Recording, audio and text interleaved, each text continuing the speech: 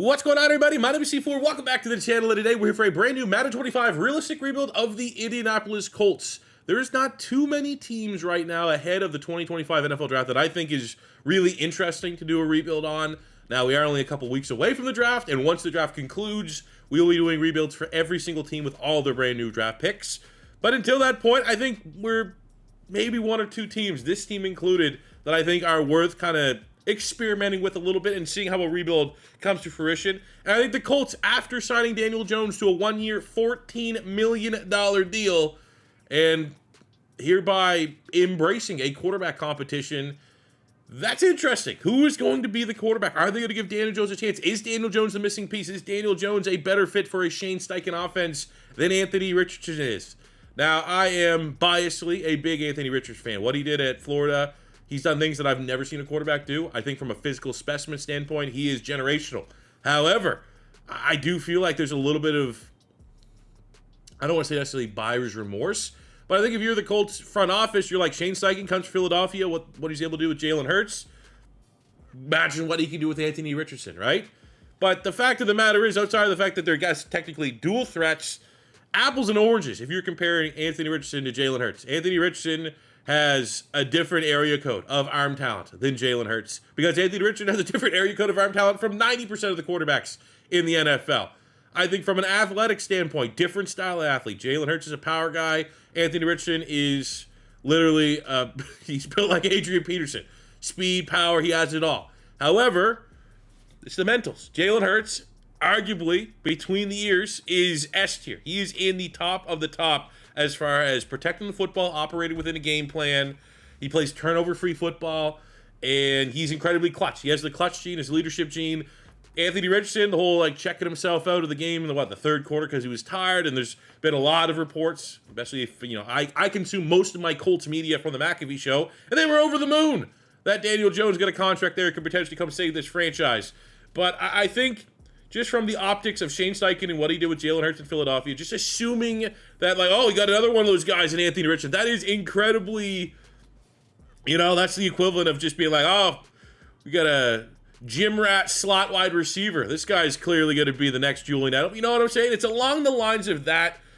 And those assumptions happen every single day, every single offseason, every single draft in the NFL. And I think the Colts are realizing that Anthony Richardson, maybe more so than any quarterback of the last 5 years, maybe even more, needs the Aaron Rodgers treatment. This pressure in today's NFL to win while your quarterback is on a rookie contract should not have applied to Anthony Richardson. Anthony Richardson barely played football in high school, barely played football at college, and then you bring him into a team that, not a terrible landing spot. Colts have a good offensive line. You have a run game. You have a wide receiver core that's, a lot of teams in the NFL would probably take their core. Would take a Pittman, a Josh Downs, and Alec Pierce. Like that trio, different skill sets, kind of complement one another. Now, not be-all, end-all. Definitely could still use an game changer on the outside. Could definitely still utilize a tight end. That's why every mock draft for the Colts, and probably how we're going to handle this upcoming draft, is going to go for the Colts. They need a tight end weapon. But I think they failed the development of Anthony Richardson. It sucks. I think maybe he's on the outs. Maybe this is going to be one of those things where they try to sell while there's still some value there sooner rather than later. But I think it is kind of hilarious that, like, the assumption that Daniel Jones is going to come in and be better than Anthony Richardson. Maybe there's a chance, but, like, I don't know. Daniel Jones did not show much. He had head coach of the year, Brian Daboll, who got the job because of what he did with Josh Allen, like the QB guru type thing. It never worked out with him in New York. Slightly better weapons here in Indy, but what we'll do in this rebuild, basically, is year one, we're going to play both of them. Daniel Jones will play a little bit, Anthony Richardson will play a little bit, and that will dictate where we go with quarterback in this rebuild. However, Anthony Richardson is, 4 years younger than Daniel Jones, so I will give Daniel Jones the first initial crack, first probably 5-6 weeks. We'll see where we're at, and then we'll potentially pivot back to Anthony Richardson and try to save his career, because I think that's also interesting, because now we got a long ways to go to try to get Anthony Richardson back up dev traits. It was only, a couple years when he was a rookie. He was like, oh, man, this guy might be superstar potential. This guy's going to be the most overpowered quarterback in the game. Well, we got to kind of get back to that reputation if Daniel Jones can't make the most out of this opportunity. Looking beyond that, wasn't a crazy free agency for the Colts. I think it's fair to say they had a lot more roster turnover than they did bringing bodies in. Jonathan Taylor, still a very good running back. You bring over Khalil Herbert. That's a good little depth move. You got Pittman, Downs, and Pierce at wide receiver. We definitely need to address tight end in the draft. Offensive line, lost some names. They lost Will Fries, who was a good, dev trait from the perspective of Madden. They just lost a star dev guard. Didn't really have a true replacement there. You got Bortolini trying to replace Ryan Kelly. I guess there was, from the outside looking, maybe some drama between Ryan Kelly and Anthony Richardson. So maybe there's one of those things where it's, you got to kind of side with the quarterback on that one. Plus, he was getting up there in age a little bit and pretty expensive for a center. You have on the left-hand side, though, as good of a 1-2 punch as you're going to find in the league. Raymond is a very solid left tackle, and Quentin Nelson seems to now be back to the very high level that he was playing a couple seasons ago and is in the discussion for a top 5 guard in the NFL. The defense is also very interesting. They let EJ Speed walk. You're going to kind of gamble that, Carles and Franklin are going to be able to step up as your linebacker. I think linebacker's still a need. They haven't really replaced the maniac, Darius Leonard. So I think our linebacker and tight end are probably going to be our top 2 priorities for the upcoming draft. D-line, you feel pretty optimistic about that. Buckner and Stewart. Now, if the Colts don't win this year, and you have to kind of shift towards a fire sale, you can make an argument that they've kind of been holding on to older players, win-now type players, like Franklin's best football's behind them. Buckner and Stewart, those are kind of like sell now if you're ever going to sell them type players. They brought in Charvarius Ward from the 49ers. He's 29. Kenny Moore's up there in age, and he's been on the trade block apparently at every single trade deadline for the last 2 years straight. So it's an interesting defense. It's an old, ready-to-win-now defense. And the unfortunate part is you're not going far without a quarterback in today's NFL, and they have struggled to do so. So we got to go try to help them out here today in this rebuild, figure out the quarterback battle. I'm already telling you right now, I think Anthony Richardson is still the guy. I think this rebuild is going to end up being us figuring out how to salvage, save, and redevelop Anthony Richardson into a franchise quarterback. But let's just see what Daniel Jones can do. I'm not just going to let Anthony Richardson start day one and then never see what Daniel Jones can do. But we will start with Daniel Jones, and then we'll compare that to Anthony Richardson, play both these quarterbacks this season, and get a clear picture of what we should do moving forward. But without further ado, let's hop in to the 2025 NFL Draft. So the Colts are on the clock at pick number 14. And I've mock draft this. Pretty much every mock draft has had them getting one of the 2 tight ends in this year's class. And I'm gonna be no different. That is absolutely a slam dunk in my mind, be it Daniel Jones or an Anthony Richardson, getting another weapon in the pass game, a safety net, a chain mover. I think the versatility of someone like Tyler Warren could completely add a new dimension to this Colts offense that they've been missing. And that they're going to have guys at all levels. Michael Pittman, maybe not living up to the contract extension, but he's still a good wide receiver. He's still a low-end wide receiver 1. Josh Downs, I think, is a player with a lot more upside. Alec Pierce, one of that are just pure deep threats in the NFL. You have an outstanding running back in Jonathan Taylor when he's healthy. And now you throw in a Tyler Warren at tight end, who is borderline a top 10 player in this year's class. Number 11 in true value. Getting him at 14 with the dev trade, I think he's going to be a game changer, potentially the missing piece on this offense. Now in the second round at pick 14, if we're looking at needs for the Colts, you could look at the interior a little bit. Don't love the board. Ratledge. Because I do think Bortolini could start at center, but that right guard spot is interesting. And Ratledge, top 60 player, probably wouldn't still be there in the 3rd round. Feel good about our D-line. Could get younger at D-tackle. Linebacking core is an interesting one. But there's no real value. I think 3rd round would be where we want to draft an off-ball linebacker. If Schweisinger's there, if, Stutzman, that looks like a solid value pick, and he probably still should be there in the 3rd round. You could dabble there. Corner, you could always get younger. Trey Amos is a guy that has some fringe first-round potential. Thomas, Burke, Porter, Dog. I think for me, I'm gonna grab a lineman here. We're gonna grab Tate Ratledge, 9'6", 9'7", one of the most athletic tackle guard linemen. He's built like a tackle, plays like a guard. 21 in true value at 46. No dev trait, but that means he's probably gonna be mid-70s. We'll take that in the 2nd round all day. Now, I'm not going to lie. We still have Trey Amos falling to the 3rd round. That is immense value.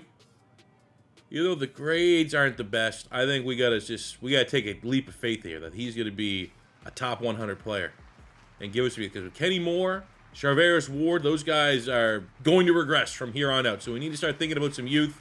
Oh. Damn. Okay. Not ideal. And then sitting and waiting, we watched at 101 the Jags go Danny Stutzman at linebacker. That would have been my selection. We would run up to the draft board. So now we're kind of picking at secondary options at linebacker. Chris Paul. You can live with that. What does he got?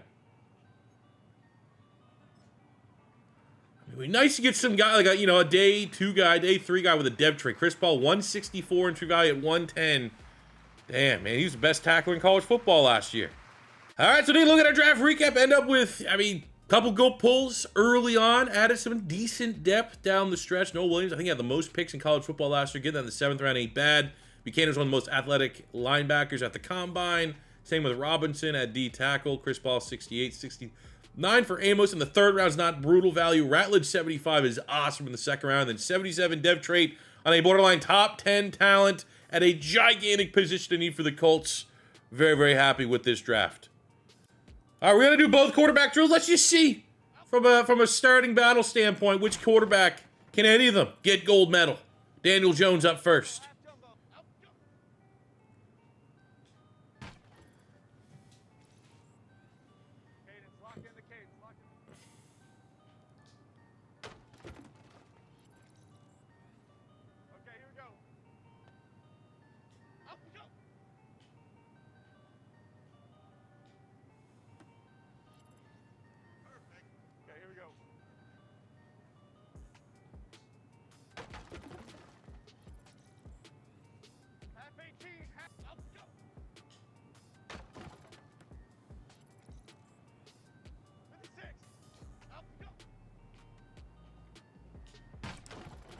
Where's it go? We got bronze for Danny Dimes. Oh, let's get a big shot here to X. I gotta get both these ones here. Boom. One misses. How many steamboats we get? Boom! Give me both of them! Oh, yeah! How's that nuts? Okay. Now we'll go Anthony Richardson. In a drill that I can only imagine we are going to get a gold medal. He's not going to let me down. Gator made, baby. Boom. Bullseye. Boom. Bullseye. Boom. Bullseye. 3 in a row. Only bullseyes. Boom. Another one. He said, I'm going to put up 30,000 points here today. I don't think I've ever got this many bullseyes off the get-go. Boom. Another one. Oh, come on. That wasn't one.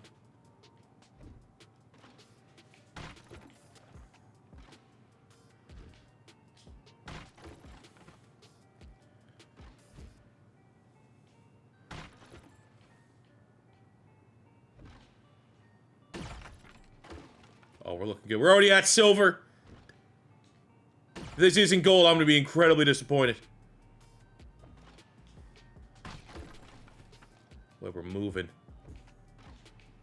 The way we're moving and shaking. 25. Ah! Give me another one. Come on, coach. Fuck. So what we're going to do for the first 5 games, win, lose, or draw, Daniel Jones is going to get a chance. At minimum, we're going to answer the question, does it look promising with Daniel Jones? If things look doom and gloom, I gave him a chance. And it's Anthony Richardson's time. Because as far as I'm concerned, we're just taking away reps from Anthony Richardson to even entertain this idea. But it is a discussion amongst Colt fans that's at least see in the world of Madden 25. Like if Daniel Jones is like 3-1, 4-1, whatever, 4 or 5 weeks into the season and has 2-to-1 touchdown interception ratio, was scrambling with the football, moving the chains. I'm giving him the chance. He's getting the first swing of things because he's only here on a 1-year deal. We have Anthony Richardson. We still got to get the 5th-year option. Not really worried about his contract. Daniel Jones, if he is the guy, we got to find out sooner than later. So I think 5 games, 6 games, somewhere in that range. Great sample size. Let's see what he can do. All right, so that's shocking, probably for a lot of you. We have yet to win a game. We have a good run game, top 10 defense, passing and offense. It's, hey, we gave him a shot. All right, everybody out there that says Daniel Jones is going to be the savior. Well, that experiment's over. $14 million to Daniel. I mean, To be a first-round bust quarterback, it's like one of the best gigs in the NFL. You just keep getting opportunities. And in 5 games, he has 5 touchdowns, under 1,000 yards, averages under 200 a game, and more picks than Did at least have like big scrambling numbers? Nope. Okay. Well, back to the actual talented quarterback on the roster, and hopefully we figure it out with him, because there's still a lot to figure out with Anthony Richardson. But at our contracts, we have about $70 million of salary cap. So with that, let's invest it wisely. 50 odds for Anthony Richardson. We probably actually going to have to pick that up just to get another year of trying to figure that out. Daniel Jones, absolutely not. Womack's solid depth. We have so much depth at corner right now. Like, we have Juju Brents and Jalen Jones. Both start to have corners that can't sit the field just because of, especially bringing in Charvarius Ward. So we don't need more depth at that corner. You have Braden Smith at tackle. Now, the interesting thing is, are we going to want to reset a little bit? Your Braden Smiths, your DeForest Buckners, your Grover Stewarts. Do we consider kind of hitting that reset button? Like someone like Nick Cross, 23 years old. That's where you get him. That's 5 years, 17. Like, he's going to be well into the 80s by the end of that contract. So that is awesome value. Alec Pierce, I don't know how much value is there per se. I think Raymond's worth another contract, 27 years old. Something like 9.5, 9.5, 4 years, 76, probably 77, 78 would get that. I definitely want to lock him in, but I think everybody else, it's going to be worth a little bit of a reset. Borderline, honestly, let's see, fire sale here a little bit. Now, I know Kenny Moore is beloved by Colts fans, but a guy that has been absolutely on the trade block. The Jags are desperate. They offer us a 3rd-round pick, 2028. So that is once we get into the Madden Generate draft class. So I'm going to be able to maximize that 3rd-round pick. Appreciate you. We just have so much depth at corner. We just brought in Charvarius Ward. Wouldn't make sense to get rid of him. Whereas someone like Moore, not necessarily setting you off to a better spot. We're setting you off within the division, but they're the only team that was giving us a 3rd, so we had to take it. Also, another interesting offer that I could not refuse. A player that has failed to live up to his contract extension, Michael Pittman Jr. We're able to get Travis Jones, 75 star dev, will be a D tackle, only 25 years old, and a 3rd-round pick in the upcoming draft. And the Ravens get a style of wide receiver, probably a wide receiver 2 for their offense that can win on the outside for Lamar Jackson. I would hate to keep making the Ravens good because they are competition with the AFC, but they're giving us the best offer. They thrown it out, Trenton Simpson, and we can build off of that. We need linebacker help. Simpson, 77, freak of nature athlete. I love what he could bring long-term to this core. So we're going to send him to DeForest Buckner, 32 years old, 84 superstar. I guarantee come this offseason, he would be an 81 superstar. He would lose that X factor, would regress, go to a win-now team like the Ravens. I had to throw in our 4th-round pick this year, our 7th-round pick this year, and our 3rd-round pick next year. But we were able to get a 2nd this year and another 3rd-round pick in 2028 when we get to the Madden Generate classes, where we're going to be able to do some work. Now, for the rest of the roster, I do want to keep Quentin Nelson. I don't want to just fire sale all of the veterans off this roster. I didn't love the market that I was getting for Grover Stewart. It's similar, but doesn't have the X factor, doesn't have the pass rush ability that DeForest Buckner's not going to get a great offer for a 31-year-old run defender, so we'll keep the homegrown talent there.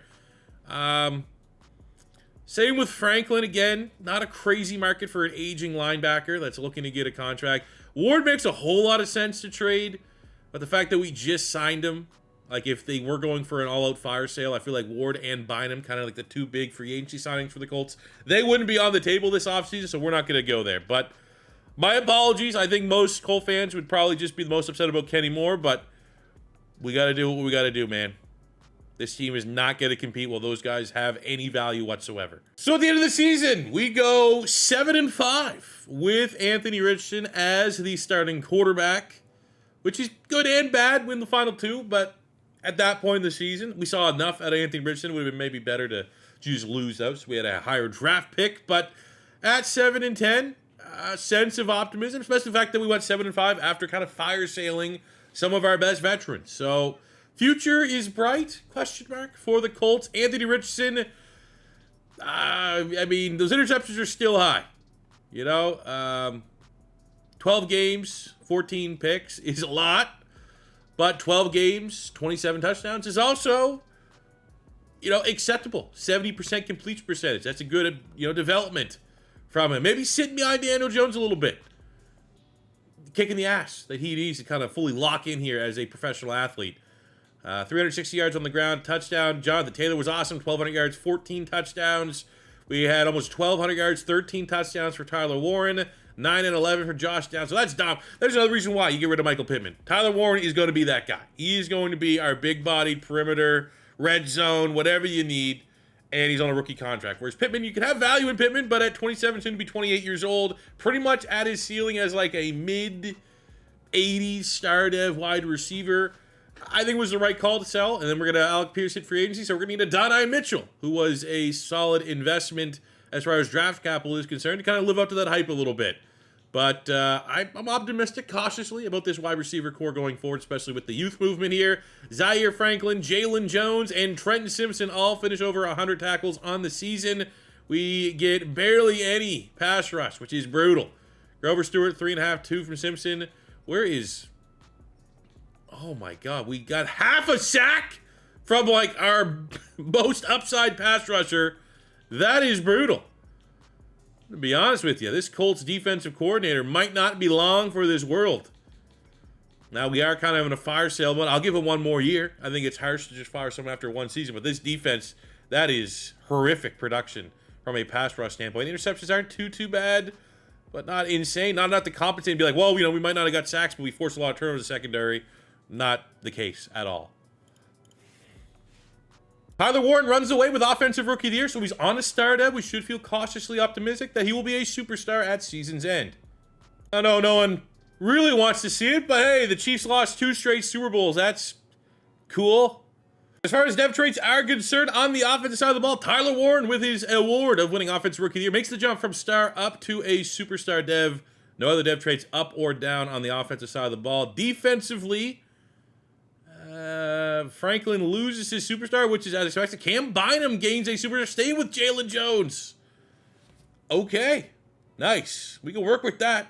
End of the season, because of the moves we made, we now have $100 million of cap room, which is what you'd expect given the talent that we offloaded and the fire sale mode that we approached. But as far as like who earned a contract, Pierce did not. Quiddy Pay did not. I do think Braden Smith would be interesting, but he's kind of against, how we're trying to rebuild this roster right now at 30 years old. We will accept the option of Anthony Richardson to get another year of development just to continue to see if we're going to pay him. Whenever that time comes, it's probably not going to be a drastic difference versus declining that and trying to get ahead of the contract. He's going to be expensive either way. So look at our roster as we go into free agency. A little bit of a fire sale. We got some money. I think it's going to be worth gambling to see what Adonai Mitchell can do with this opportunity, because I think the offense, as far as like primary guys, we can go through Warren, we can go through Josh Downs. If we're going to be able to get 2,000-yard receivers, I think both these guys will be able to do so. Need a right tackle. Moving on from Braden Smith, I think Ratledge and Borderline, no dev traits, but I like to see the upside. And of course, not going to outright fire sale everyone. I want to keep that left-hand side of the offensive line here together. But big picture going into next season, it'd be real nice to cut down on those picks and see if we can get Anthony Richardson off that normal dev trait. Still only 24 years old. Defensively, yep. Still got Grover Stewart, got Jones in the trade. We need the pass rush. We have to figure out the pass rush. This DC is going to be coaching for his job next season. If we still have another year where 5-6 sacks is the ceiling of our pass rush, we're going to look elsewhere. Linebacking core, Simpson is going to be the top dog. Carly's could continue to develop. Franklin loses his dev trait. Still a nice veteran option. Bynum and Cross at safety we feel good about. In the secondary, we feel real good between Brents, Jones, and Ward that we have guys in place. But I think pass rush, I think right tackle, those are going to be the big positions in need. And maybe, if there's a couple bargains across the board at wide receiver, we will consider it. We get one move in free agency. I go after Ike Ekwonu. Didn't really work out at left tackle for the Carolina Panthers. We're going to bring him at right tackle. He's coming in at about $7 million per year less than what Braden Smith wanted. Braden Smith was an 83. It made absolutely no sense. I could not, we got Ike Ekwonu. I think he's about $11 million a year. It was about 17 for Braden Smith. Sure, he's going to play right tackle for us. So take a look at the final mock draft. We need pass rush. So we're going to be taking the best pass rusher that is available. I can live with that. Mateo Uiagalelei from Oregon, absolute beat. One of my favorite players I watched in all of college football last year. If you don't know, now you know. Falk, I mean, not necessarily a scheme fit, but there are going to be a couple pass rush options. I'll be honest, though, I'm a little skeptical. Uyunglele falling to 13 seems kind of optimistic. You know, we're going to miss out on the big three of Parker, Hill, and Ruben Bain. I have a gut feeling. Let me just look. Like, what did he go mock draft for? So he went 5th, dude. I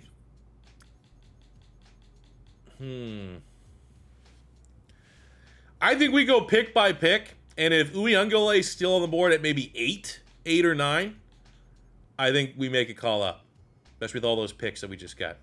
I'm just going pick by pick. Yeah, no chance. He went pick 4. He went higher than he went in the last mock draft, so that's sensational. All of the good pass rushers are gone, so fuck it. We might as well just sit and wait till our pick.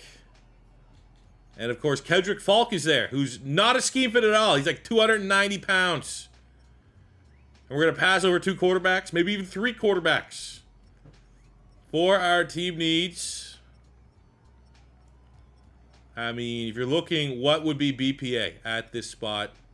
Now we go at tackle. We just went Ike Ekwonu. I feel good about our tackles. Falk at 20. 6'6", 290. I mean, we draft him and just have him be an interior pass rusher. Like, that might be best case scenario right now for us. Oh, it's so annoying. I think that's what we got to do. Be it an interior, you know, make him a versatile pass rusher, can play multiple spots on the line. I've yet to actually use him in a rebuild. He's a beast for Auburn. A power move. 27 in true value at 13. I mean, that's going to be... He's going to have to probably play the interior. I'm going to need pass rush help. Best on the board is David Bailey from Stanford.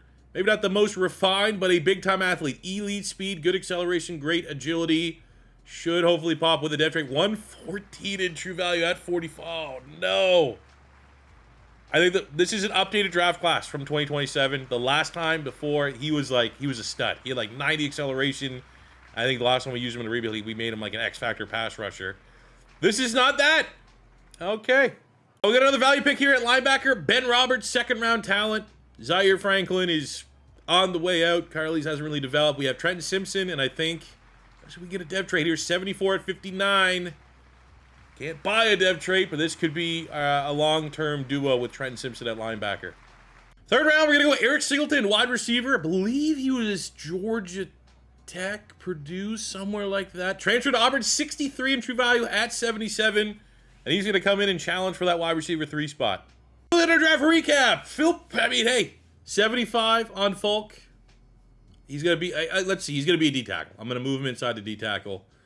And in a long ways away of like trying to find life's complete circle, rebuild of complete circle, he's going to be our DeForest Buckner successor, which I can live with. Interior pass rusher.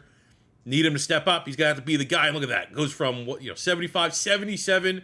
Bailey with a 70. Ben Roberts, 71. Singleton, 72. We got Javian Cole from Arizona. Kind of was just BPA. Don't really need corner. But you could make the argument that if things aren't going the way that we want them to be going, Charvarius Ward could be a trade deadline candidate. We got Mark Fletcher from Miami.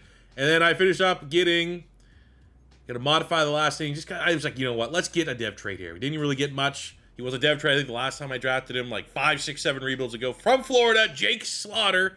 Obviously, his name's illegal. Hit a dev trade and gives us a little bit of an alternative if Tanner Bortolini's contract comes up and it's not agreeable. We have depth. Now, we're real early in year number 2, but we're off to a 3-1 start. We beat the Dallas Cowboys, which is not always easy to do in the sim. We beat the Houston Texans, and we get an Offensive Player of the Week performance out of Anthony Richardson, which, man, there's a chance when you guys clicked on this video, this situation might not have ever been possible, depending on if Daniel Jones was on fire to start his Colts career. So the contract's $165 million. We'll get younger here. Let Grover Stewart walk. Juju Brents is interesting because I do think the plan is to let Ward, so let's let the young guys with the dev traits. Now, I don't want to overpay Brents too much because he is down there on the depth chart and there's a chance he's normal dev. And how much would we want to pay a 75-26 normal dev player? 3.5 mil. You can live with that per year. Made the trade for Trenton Simpson. Don't want to let him walk. Let's see if we can get him somewhere like this. 5 years, 45, probably 47 would get that one across the line. 4-year, 58 for Josh Downs, locked in. 6-year, 42 mil for the superstar Jalen Jones at corner, an incredible value. And then maybe the best deal, Jonathan Taylor at 27 years old. So you have till you're about 30 at a running back in Madden, maybe even in real life. That is your prime. We got him on a 3-year deal till he's 30, $30 million. That is a bargain for a superstar running back. The expensive contract, which I think still will worth it, at 30 years old, Quentin Nelson, 92 superstar. I gave him a 3-year deal. It's about $23 million a season. But we have so much money, I think it is worth keeping Big Q in the building.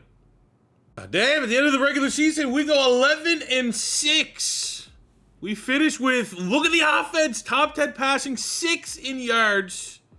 Defense is still horrific. We went into the season needing the defense to play for their jobs from a defensive coordinator standpoint, and don't know if they necessarily did that. We were the 2 seed in the AFC. We win the AFC South beyond the 14-3 Bengals. No one was catching them.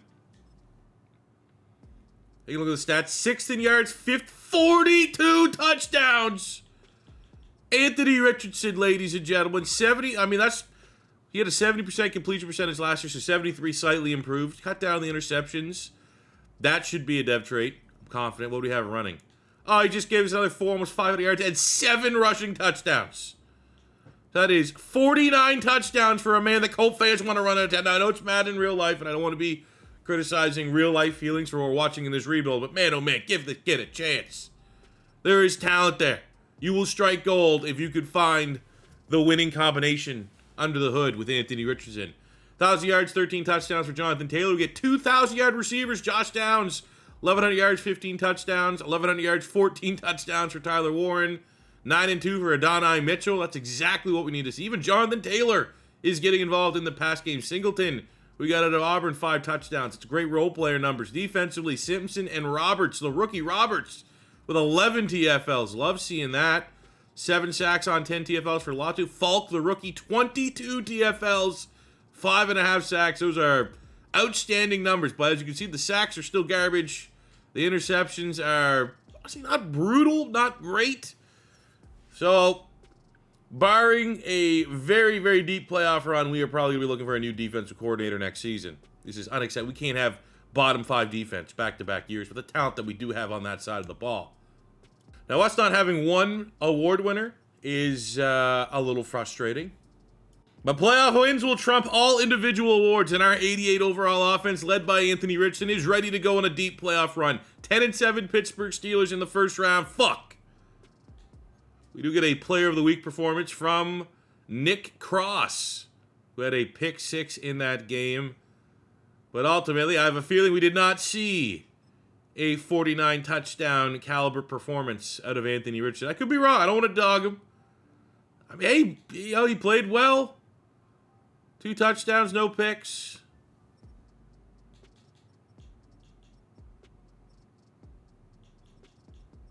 Damn. So look at our roster as far as dev traits are concerned. Anthony Richardson is now a star dev, which is awesome. Tyler Warren makes the jump from a superstar up to a superstar X Factor, which is exactly what he needed to be with a first-round pick. You know what? We're going to put the C on his chest. That is how much he is carrying this offense. Thought Josh Downs might have a chance to get up off the star to superstar. Maybe that will happen next season. But really, the be-all, end-all for any dev trade, offense, defense, special teams are indifferent, was getting Anthony Richardson off the normal dev, and that is exactly what we were able to do. And we have on the defensive side of the ball, no dev traits up. Actually, we lost the superstar on Bynum, but we gained one on Keldrick Falk, 22 TFLs. Didn't necessarily get the sack production we were looking for. Didn't win. Maybe even got snubbed for Defensive Rookie of the Year. But 22 TFLs, no matter what way you cut it, as a rookie, is incredibly impressive, and I'm happy that he's a superstar now. The final piece of this before we get to the offseason, you are out of here, Dylan Pickett.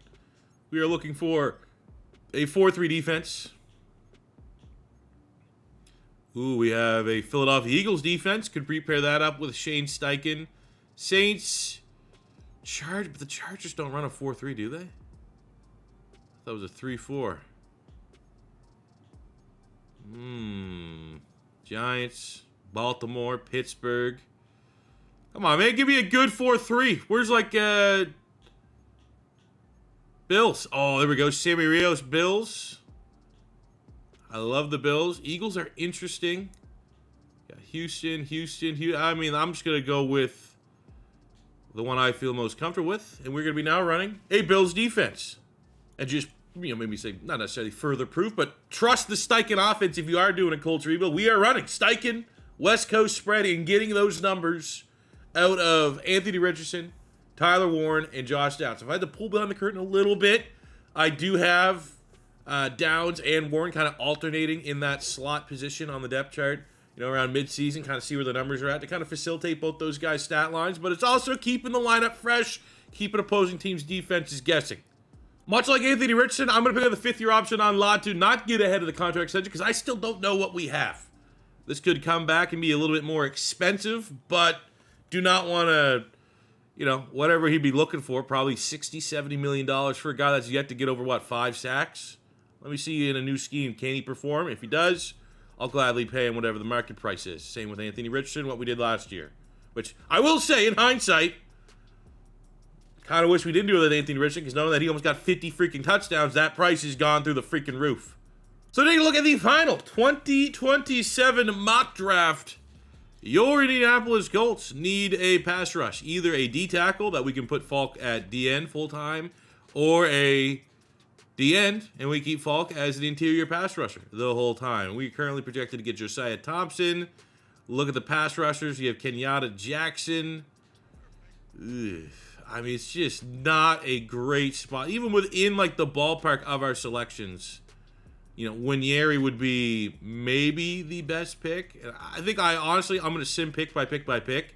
And if Nwaneri falls into, even Colin Simmons would fit the bill, man. These are players that usually go a lot higher. Look, Nwaneri 9. So I feel like we're getting gaslit here a little bit, like last year's mock draft where it was like, oh my God, we might have a chance at getting Uyunglele. And then the reality was he went pick 3. So we'll see. But if,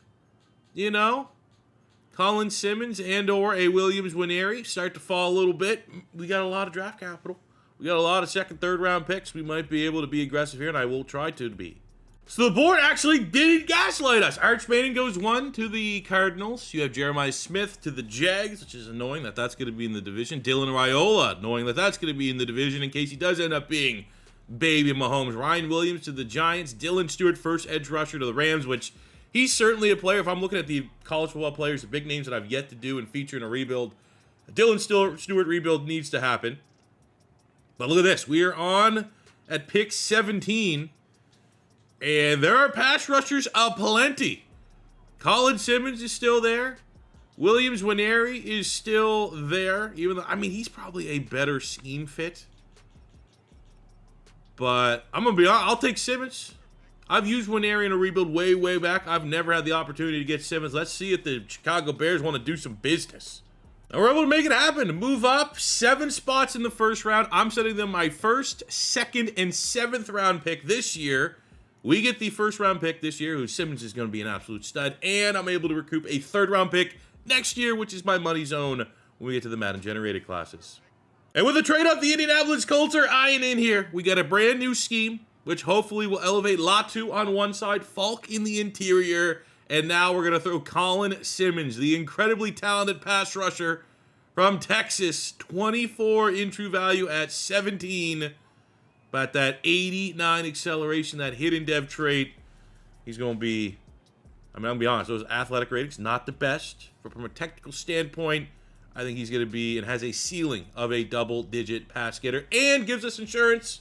Because if Latu does not pan out, and we picked him up on that 5th year and he's not going to be worth a contract extension, we at least have another pass rusher that we can hope develops into our go-to guy.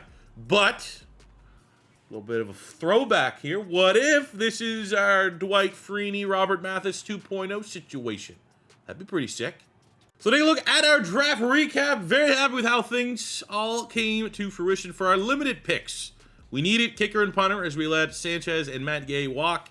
And we ended up getting John Love, 75 normal, Eckley, 70 normal, 68 on Canoe, the 96 strength D tackle. Just gives us a little bit more beef in the run game as we lose Grover Stewart to free agency. But Colin Simmons, 74, he didn't have pass rusher. We need to make him a defensive line. I wonder if that rating will go up or down here. We're going to move him to, I believe, right defensive end, left defensive end. I never guessed this one. We'll go left for the guess. He goes from 74 to a, 73. Year 3, more the same, man. Early success, undefeated, 6-0 going into the bye. I do think there is something to be said that we play the Jags and the Titans twice a year, and they are not particularly good. I'm not saying those are insta wins, but those are, 4 great opportunities every season, and we already played 2 against the Jags, so that's, easy division. Helps with the record a little bit in this one because we're now very competitive. But 6-0 is 6-0. You look at the rankings, 3rd in points, 7th in rushing, just outside the top 10 in passing, but the defensive improvements, 1st in rush yard, top 10 in pass yard, almost top 10 overall. So we're getting really this whole team on both sides of the football humming. Also helps that we have $130 million, but that is about to be gone as we pay Anthony Richardson 5-year, he still wants more, you prick. Instead of 245, he wanted 247. We got him locked in for the next 5 seasons. Hopefully, that is the remainder of this rebuild. Mitchell, just a role player. I mean, that's honestly not brutal money at all. Like, you can live with him being like our wide receiver for under $6 million a season. And he wants a little bit more, but I think with our salary cap, it's worth paying him. Bortolini's been solid as well, but we do have Slaughter there that I think could just continue to develop at center, and that just saves us. That's a decent $7 million of cap. We still have to pay Latu likely if he pans out. We have Tyler Warren's contract on the horizons down here. So we probably will decline that 5th-year option to pay him next year. So I do think I love the number there for Adonai Mitchell, even if we have to come back a little bit higher. But I think everything else will let walk. At the end of year number 3, same record as last year. We go 11-6. We did lose 2 in a row with a really bad loss, 30-0 shutout against the Bills, which we're not rolling into the offseason with a lot of momentum, but, we saw improvements. Defense is not bottom 5, so that, and almost a top 10 defense overall. However, our offense slipped up a little bit, man. I definitely thought we were hotter. Top 10 points. And Anthony Richardson, 27 touchdowns, 15 picks. Yards are, the yards are in line. The rushing numbers are in line as well. Some of these touchdowns were, converted to rushing touchdowns from Jonathan Taylor. Like, that's about, Jonathan Taylor had what, like 10? So, you give about 7 that we still had, but they shift from passing to rushing. If those would have been passing and Anthony Richardson had 34, 35 touchdowns, plus another 6 on the ground, you'd be good. So it's not like those touchdowns disappeared. So I'm not going to hold that against Richardson too much. But, he had 40-plus touchdowns last year, and the fact that this year he has barely over 30, not slightly concerning, but I'd like to see more consistent. I like to know what I'm getting in my offense. Now, we did get 2,000-yard receivers, which I love. Almost 1,100 yards, 6 touchdowns for Josh Downs, over 1,011 for Tyler Warren. Donnie Mitchell, 3 yards shy of 1,000. That contract, we got him for about $5 million a year. That is an absolute bargain for what he's able to bring to this offense. So I love seeing all those numbers. Defensively, Trenton Simpson, a tackle machine. Our sacks are up a little bit. 10 sacks, 11 TFLs for the rookie Colin Simmons, 7.5 sacks, 15 TFLs for Falk. Latu with 10 and 5.5. Now, Latu's a guy that might not get paid. Can't keep everybody, and he has not done a whole lot to justify that contract. Interceptions are actually down with the scheme change, but I don't call me impartial, but I always take better sack numbers over better interception numbers every day of the week. And Colin Simmons is our only award winner, winning Defensive Rookie of the Year. That's awesome to see. After being 1-and-done in the playoffs last year, we get the Houston Texans instant rematch from our Week 18 matchup where we did not look overly competitive. And, this whole reclamation of Anthony Richardson is not going to age well if we have 0 playoff success, and that has continued 2 straight seasons. I mean, it wasn't even close. 28 points in the second quarter. 5 picks! Anthony Richardson, are you kidding me?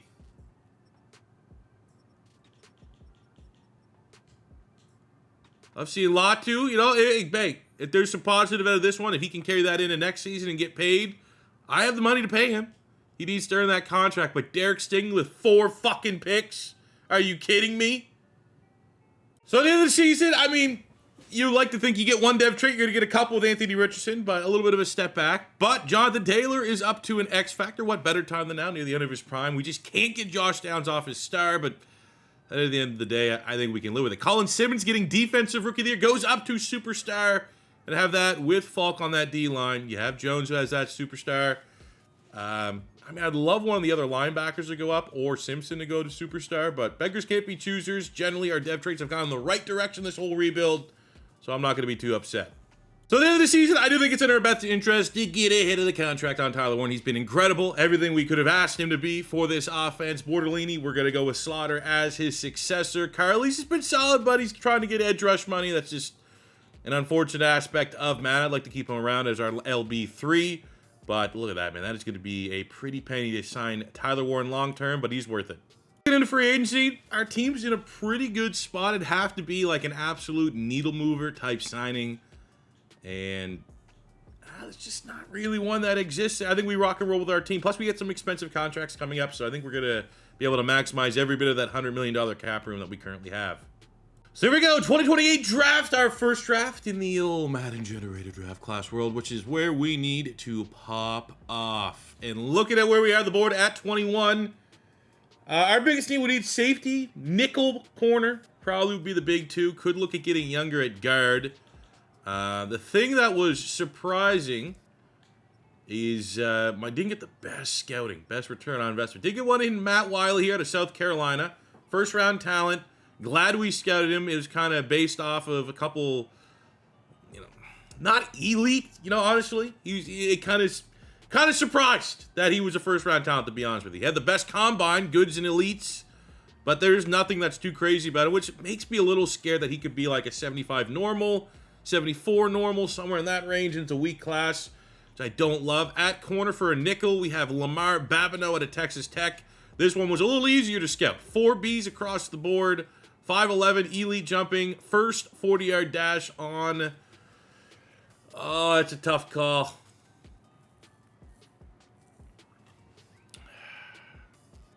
I think we just got to go with the best player here. The safety is just to replace Cam Bynum. We still have the roster for another year, so maybe next year there'll be more of a clear-cut safety. I think Babineau's the right call. Number 8 in true value at 21, and we get the dev trait. Let's go. Now I want to look at linebacker here. We have Earl Nichols, who has B tackle, B pursuit, and elite speed. The fastest 40-yard dash. Worked out well using these parameters for our corner pick. I wonder if we'll get the same luck here. And it's number 11 in true value at 53. With a dev trait, 89 acceleration, 91 speed. What a beast.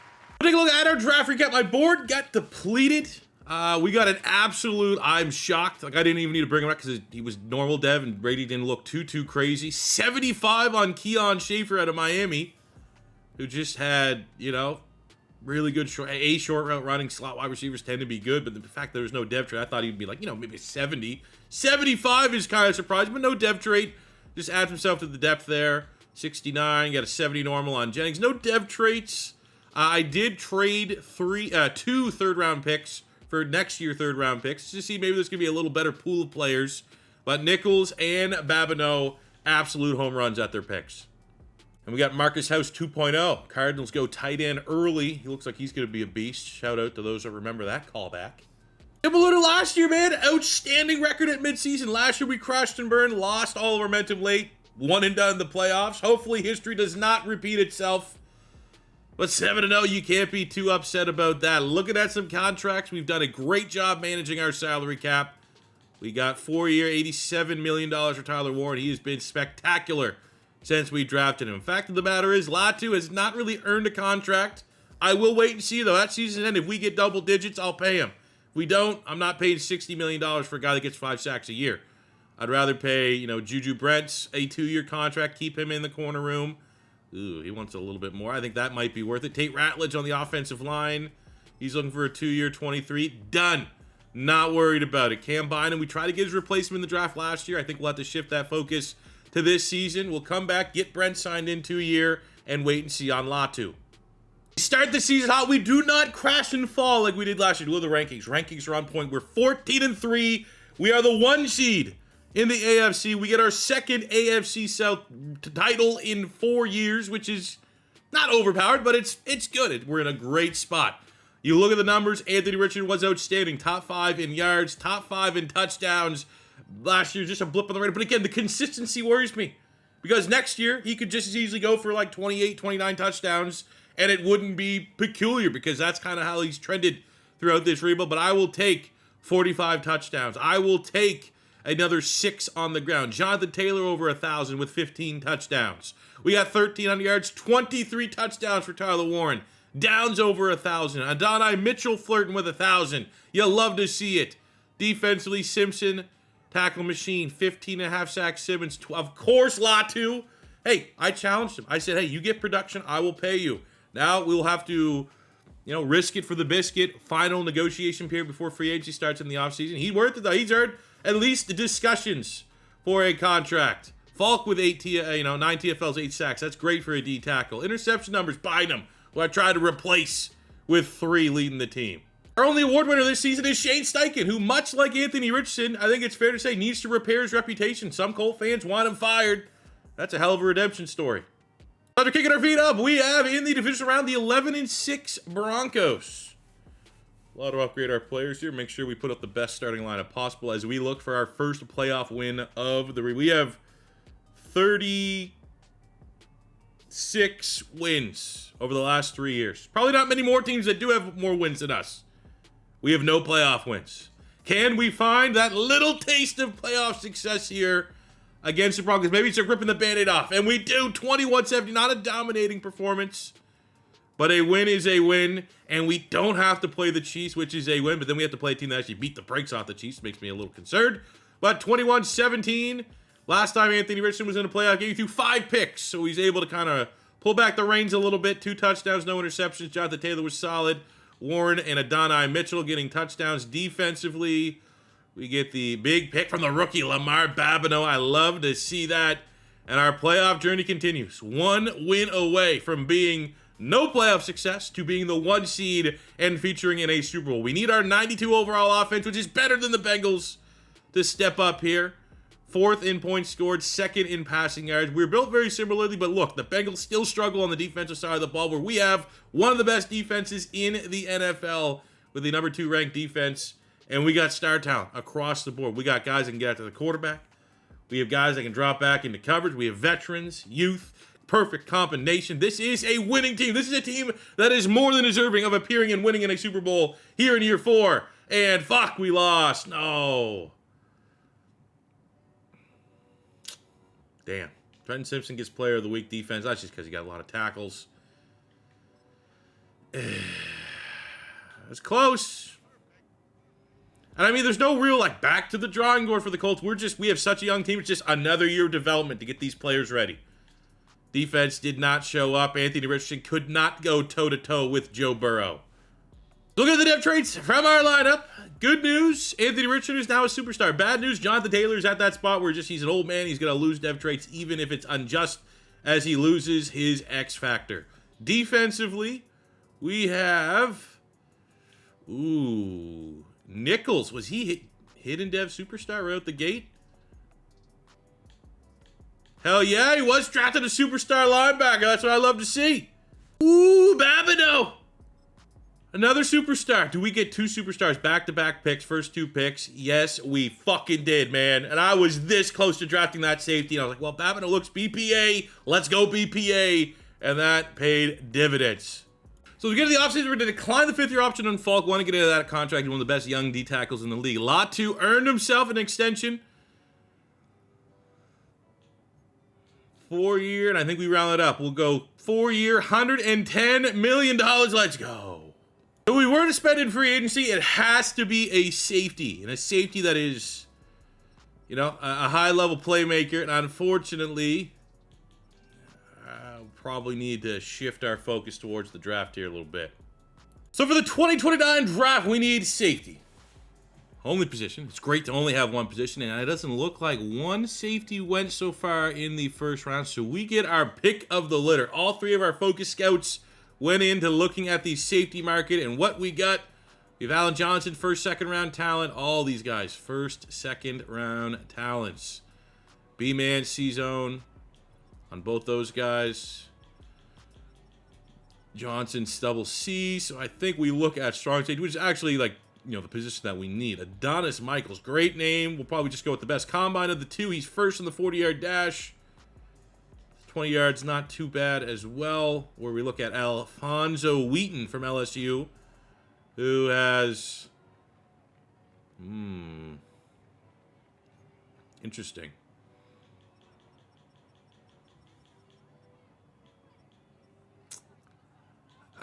All things equal, Wheaton makes a little bit more sense. A little bit better combine, a little bit better letter grades.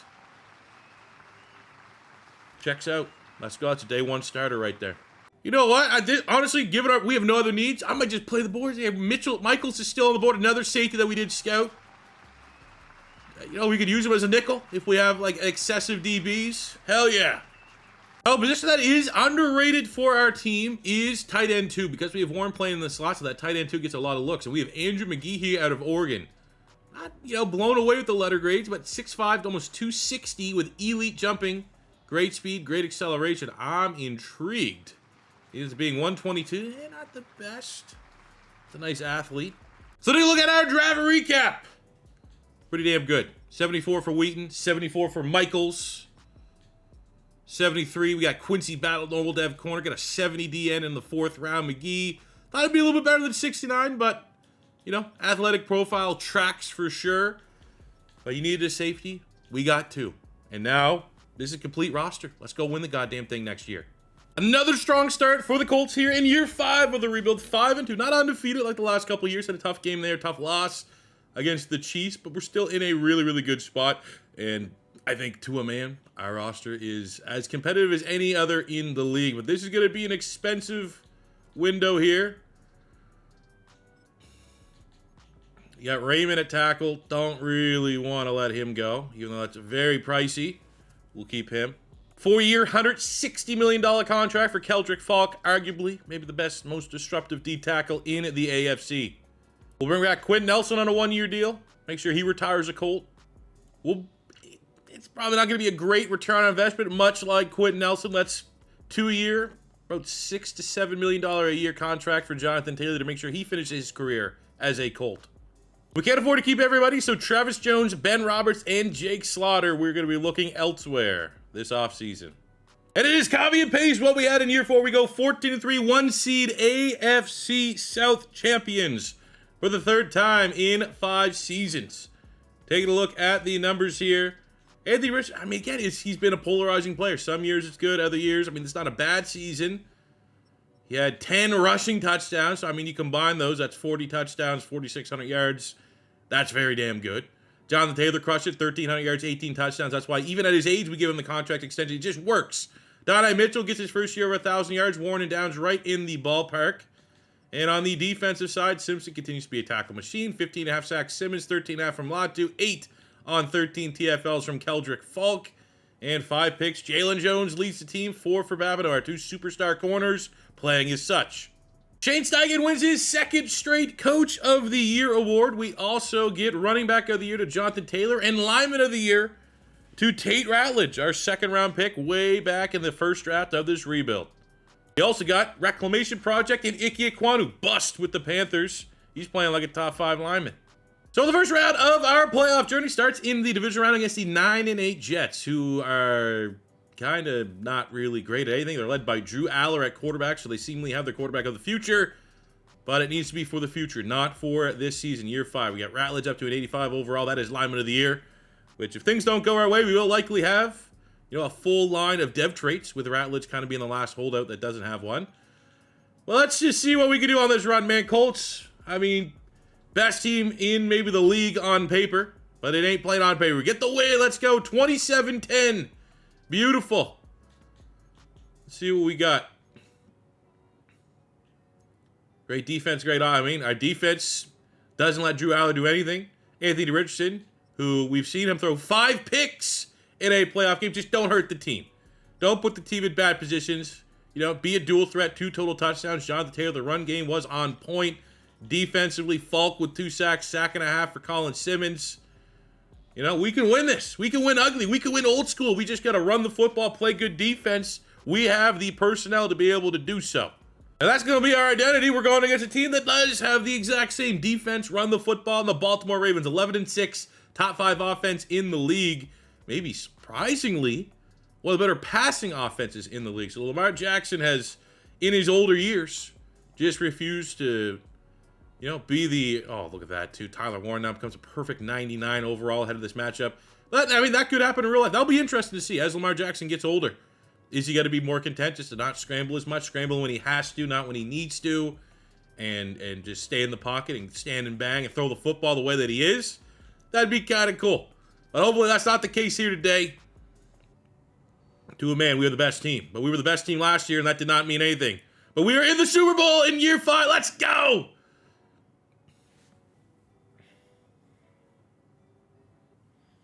Fuck yeah, pardon my French.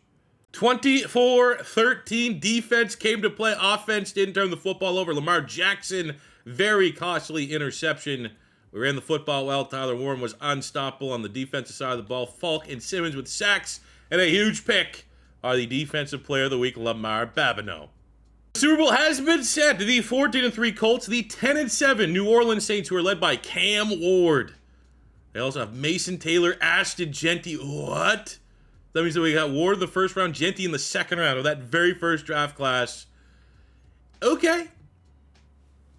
That's kind of scary. It's times like this when so many Colt fans want Shane Steichen and Anthony Richardson gone for us to persevere, prevail, trust, develop, grow, and achieve with those guys at the helm of this Colts team to wrap this thing up with a Super Bowl win.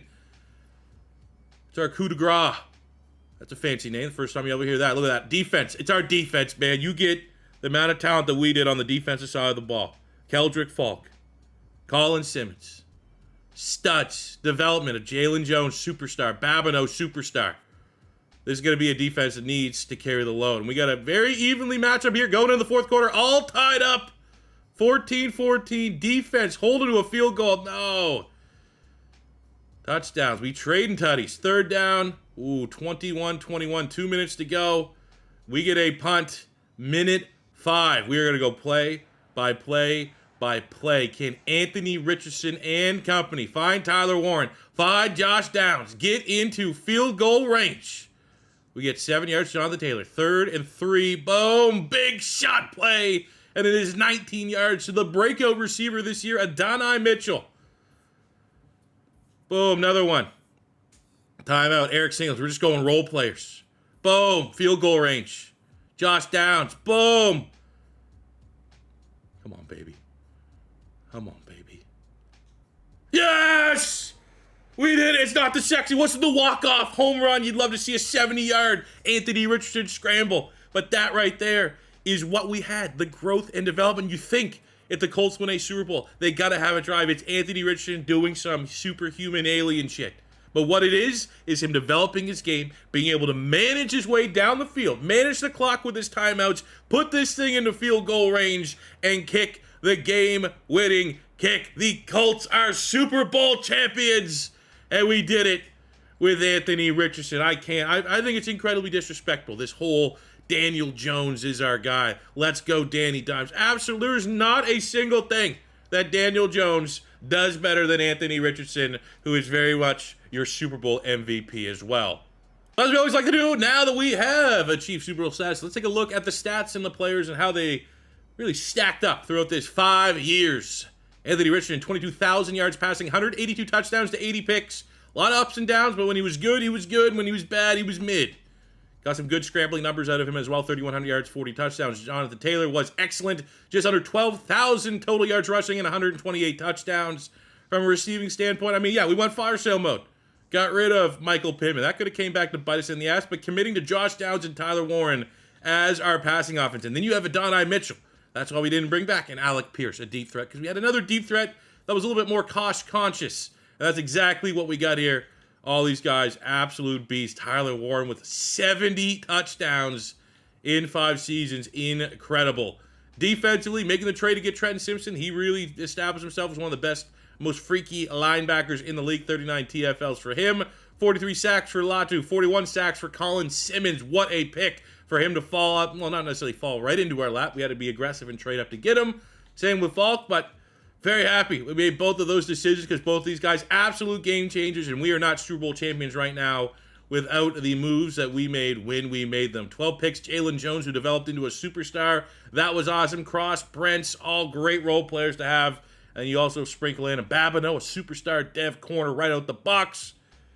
I mean, this defense was awesome. Last couple realistic rebuilds that we have had, you can make the argument our defense has been better than our offense. So that being said, fellas, I hope you enjoyed today's Madden 25 realistic rebuild. Took a, bust. They want him gone. Maybe there's a little bit of Florida Gator bias. Give me a little extra motivation to make it work. But the fact of the matter is, yeah, we had to retool the defense. Defense wasn't acceptable. We did this all with the Shane Steichen offense. We not only committed to Anthony Richardson, we committed to Shane Steichen. And this is, you can replicate this. If you are a Colts fan, and you want to kind of follow along, imagine most Colts fans probably would if you're using realistic classes. Draft a Tyler Warren or like a Colson Loveland. Move him into the slot. Have him rotate a little bit with Josh Downs. Commit to Jonathan Taylor. Commit to Anthony Richardson. You're going to have, obviously, some ups and downs.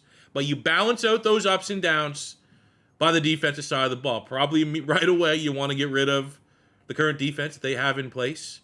But they got a lot of talent. You just got to trust the process, and that's exactly what we did. So thank you guys very much for watching. As always, your first time stopping by, don't be afraid to hit that subscribe button, smash the like button if you enjoyed. Let me know in the comment section below any realistic rebuild you guys want to see before the 2025 NFL Draft. I think next I'm probably going to start working on another retro 20-year rebuild. But if there's something else you guys want to see, please let me know in the comments. Until next time, it's your boy C4. Saying peace out, love you. Have a good one.